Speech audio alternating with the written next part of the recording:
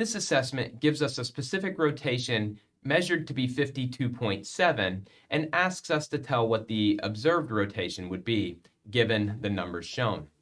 Couple of things before we get started. Here's the equation. The specific rotation is equal to the observed rotation divided by the path length and the concentration.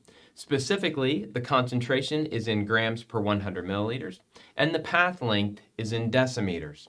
And so to start this problem, the first thing we have to do is make those conversions. So 2.54 grams per 1 liter is equivalent to 0.254 grams per 100 milliliters. We'll use that as our C. Our path length was given as a 1.0 centimeter cell. That's going to be 0.1 decimeters.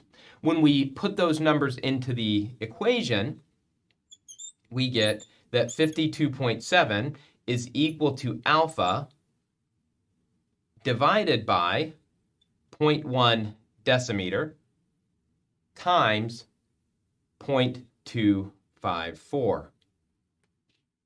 If we rearrange this equation, take 52.7 and multiply it times 0.1 and times 0.254, we get a value of alpha equal to 1.34 degrees.